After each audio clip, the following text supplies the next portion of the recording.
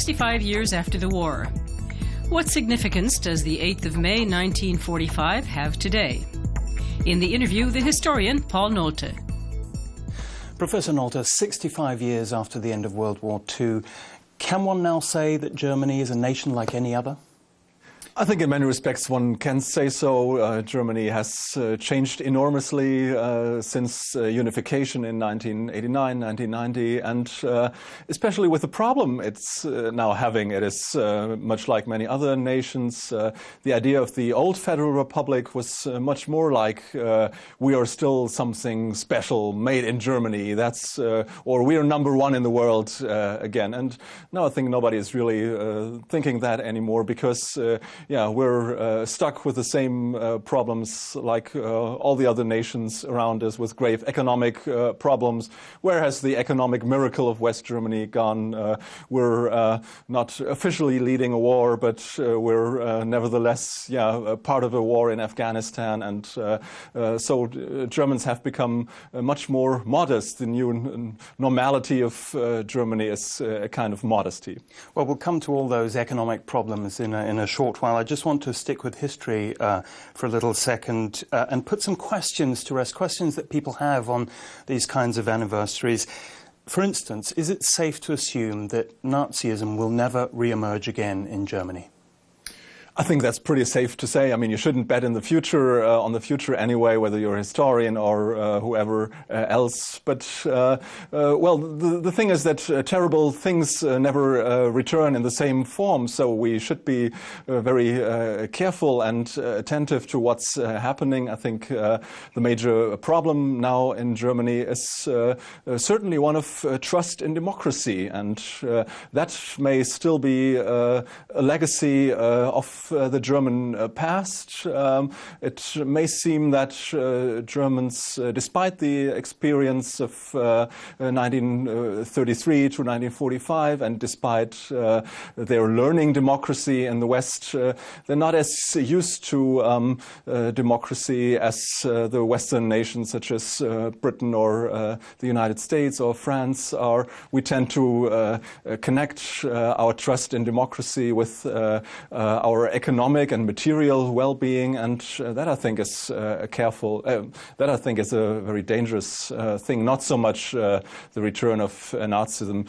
There will always be some neo-Nazis on the streets in Germany, but we shouldn't be too worried about that. They're a negligible group. Nevertheless, there are people who will perhaps always have doubts about Germany. They've been talking about the fact that they're worried that these days it's okay to say you're proud to be German. Is that something to be worried about, that this new patriotism in Germany? World Cup 2006? Oh, no. I think that's just fine. I mean, Germans have, for example, rediscovered their flag, their national flag, and yes, they have learned that their flag is a flag that has historical roots in the 19th century movement for freedom and democracy. It was not the flag of the Nazis. It was the flag of the Weimar Republic that was destroyed by the Nazis. So I think some of this new patriotism is just as good as the patriotism of other nations, and that isn't something we should worry about. Then there are those who say there's been a new focus in Germany in recent years on the German victims of World War II, the thousands of German women who were raped by Russian troops after the war, immediately after the war. Also, we hear now by American troops and by French troops, the people killed in the firestorming of Dresden, the millions of ethnic Germans expelled from Eastern Europe. That focus on German victims, is that something to be worried about? Are there revisionist tendencies there? Is sometimes connected to revisionist tendencies, but only with a small minority. And, well, we're still fighting about this in the official politics of memory, in the debate about what a museum or a memorial on the history of these refugees and expellees should look like. And it's a memory that has to be brought back. It was a kind of a repressed memory for many decades. States. It was difficult or impossible for many traumatized individuals, for traumatized women who had to turn 70 or 80 or 85 before they could bring that to the fore and find themselves in the public and their experiences addressed and acknowledged by a wider public. I think that's important as long as it stands on a solid ground of also and primarily the acknowledgement that Germany is responsible for the Second World War and for the Holocaust, and that all that came after that with air raids on German cities and the consequences of the total defeat of Germany, that all this was ultimately a consequence of the Germans bringing Hitler to power. So remembering that part of a healthy, perhaps, normalization process, you, as a historian, as an expert, you are giving Germany, should we say, a clean bill of health at the moment. I just want to ask you one more historical question, if you want.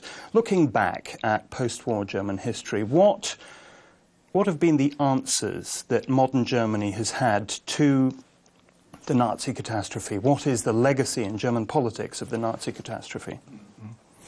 Well, the most important political legacy, of course, is the legacy of democracy, which is not at all, or which was not at all self-evident, and it had to be brought, of course, by the Western allies, by the Americans and British in the first place, and I think that's still the most important legacy that we have, together with the legacy of firm Western integration of Germany. That commitment to the European Union, to European unity, which is also in the German Basic Law, in the preamble, an answer to the German question, an answer to the World War caused by Nazi Germany. Has the global economic crisis, has the Greek debt crisis affected that commitment in any way to Europe? No, I don't. I'm absolutely sure that this is not the case. I mean, the Chancellor is taking a pretty firm course on that, and I think rightfully so. It should be clear where money is going, but it has always been clear that Germany, is paying for things, and it would turn out, and it has turned out, that Germany is taking its financial obligations again, certainly not at no price. There were times, perhaps, where German financial commitment to other nations in Europe or beyond came cheaper than it is now. But still, it's a very firm commitment, and Europe can certainly rely on that also in the future. So Germany is still Europe's paymaster, but a more critical paymaster. More critical paymaster, but I think it's. I'm sure it's not just a paymaster alone. It's there's also a strong commitment to Europe that I feel among the younger generation, especially when I talk to my students or when I experience my students, how they move across Europe, how European they are in their everyday behavior. Of course, the euro is a standard currency for them, and if you would confront this younger generation of 20 or 25-year-old Germans today with the question, could the euro be in crisis, or should we return to the German mark, they would just laugh loudly or don't understand you.